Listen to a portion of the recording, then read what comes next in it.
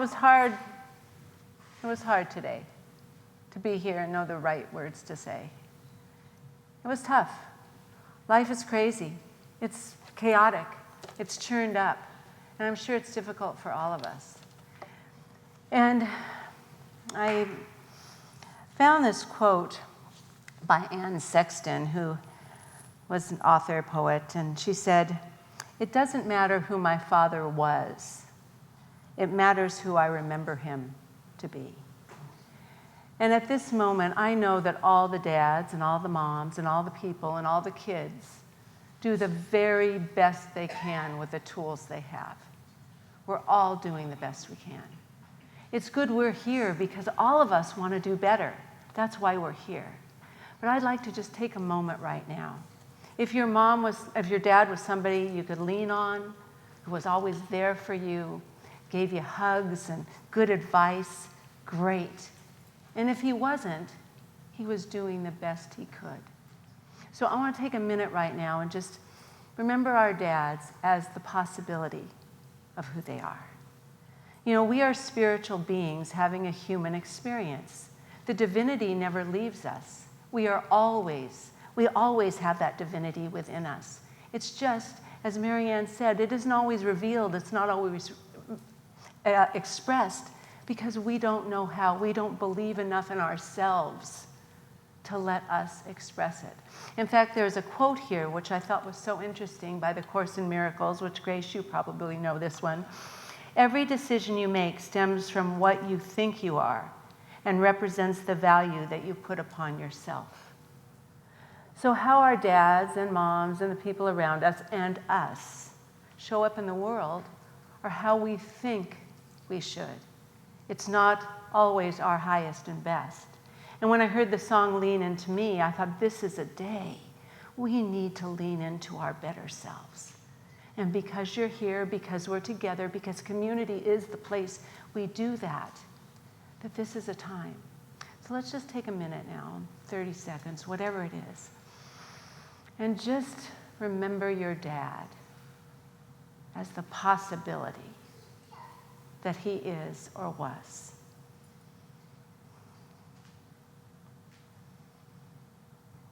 Give thanks and gratitude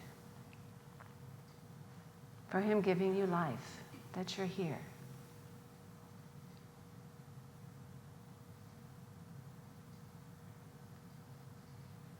And let him know, if you need expanded consciousness, that's fine right now to lift up, but let him know that you love him and you understand and you appreciate. And just a virtual hug, and let's just love and come back to the room. You know, there's a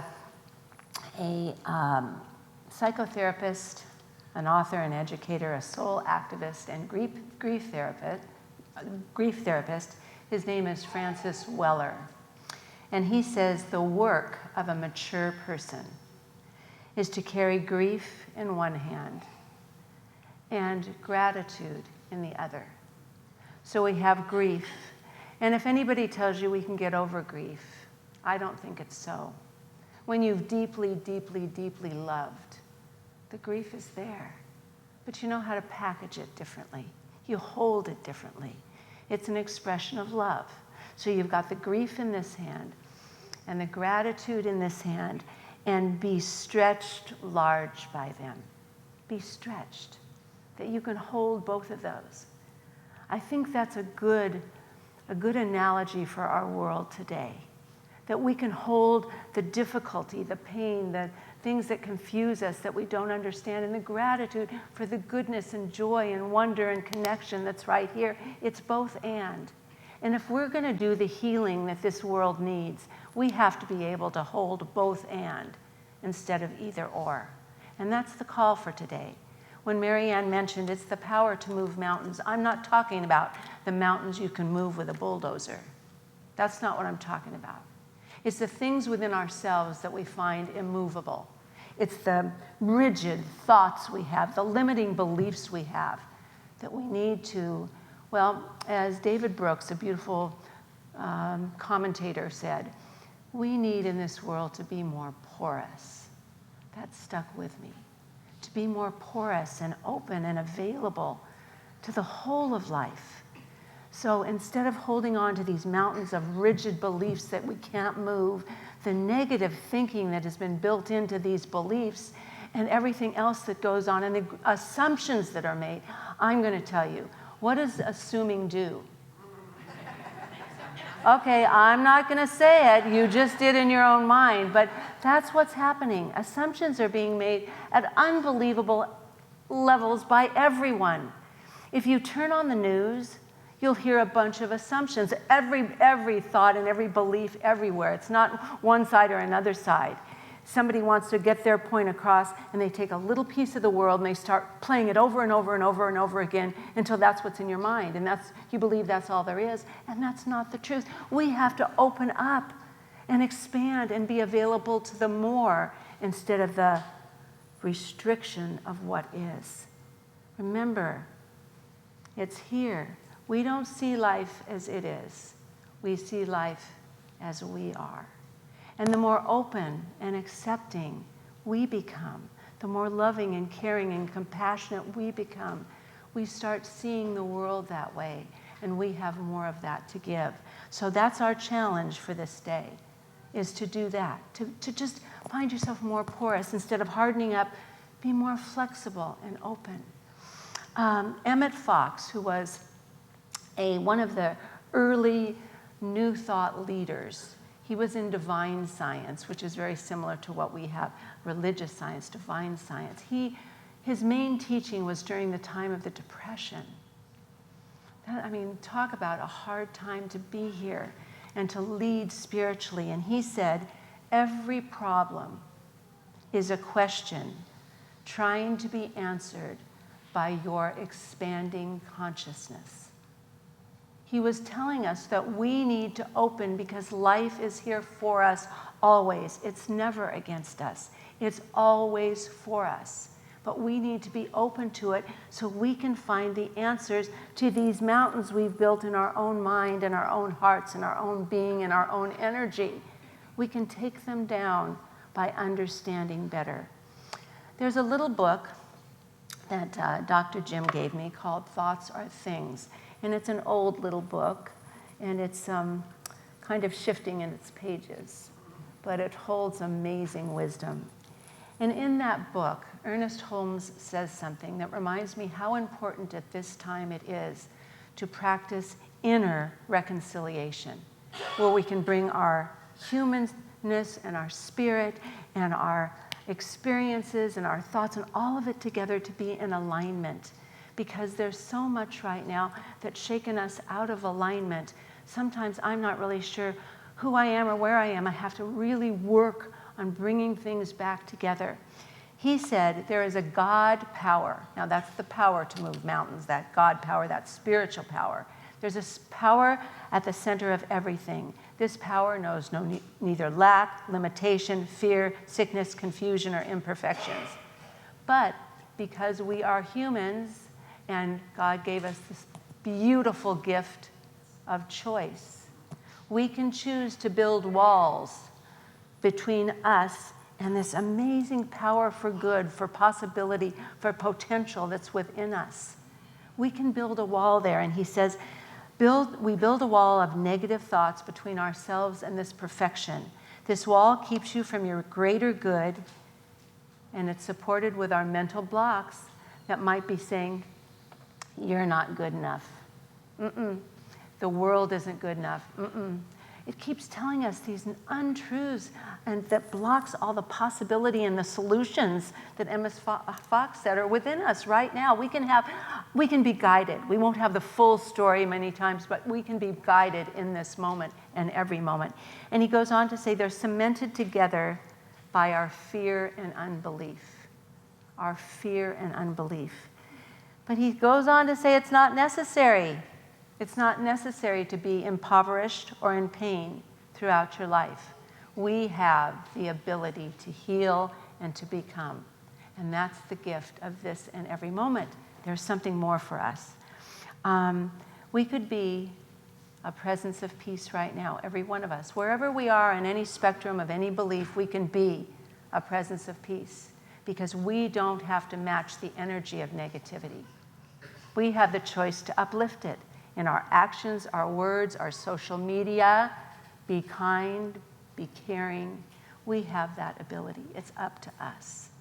We've got support right here. Lean into that better self. We can do that. We're always creating. There's never a time we're not creating because our thoughts are things. Everything starts in the invisible and then takes form. So when we believe appearances, we forget that something created these appearances.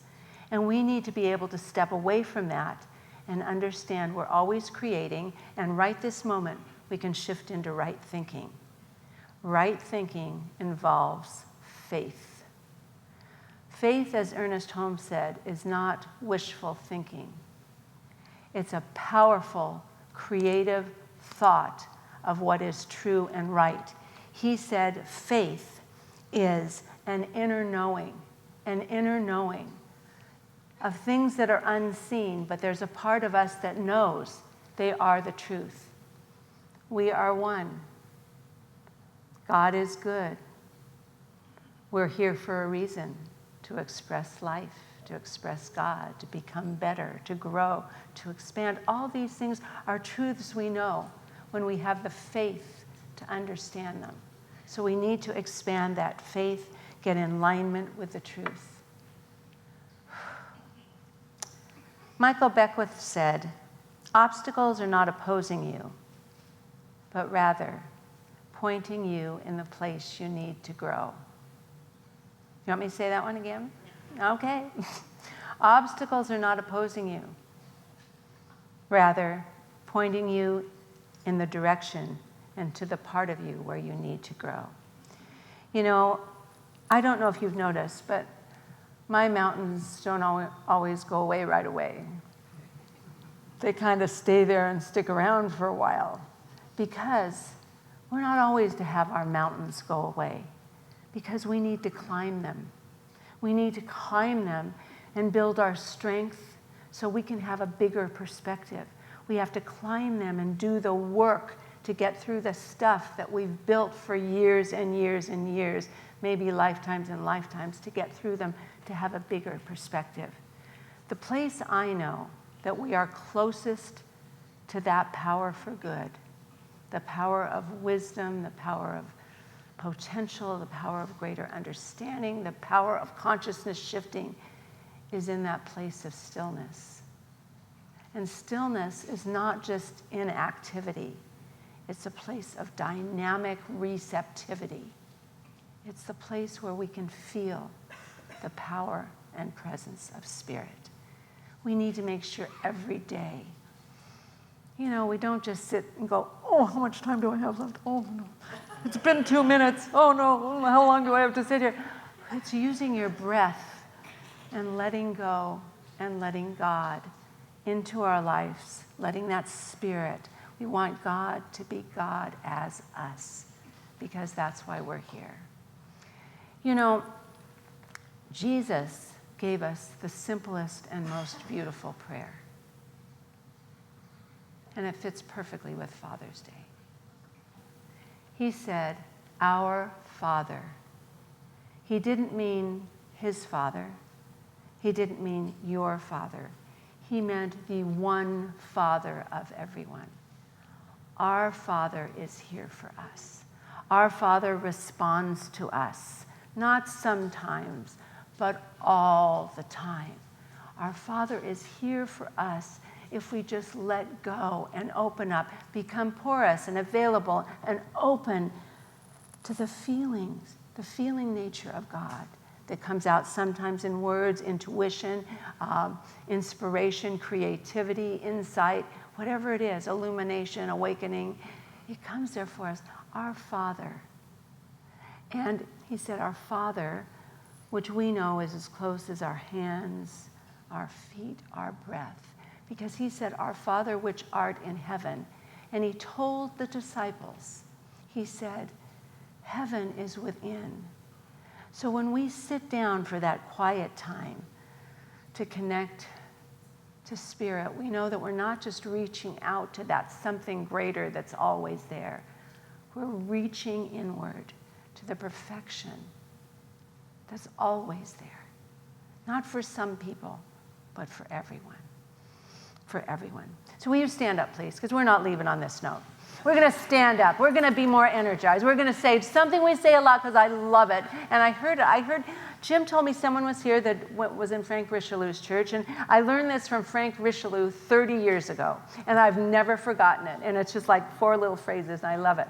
I'm alive. I'm alive. I'm alert. I'm enthusiastic. I feel good. I look good. I am good. I love my life. I love you. And so it is. Happy Father's Day. Give yourselves a hand. Yay! We are here and ready. Perfect. Thank you for being here. I love you all.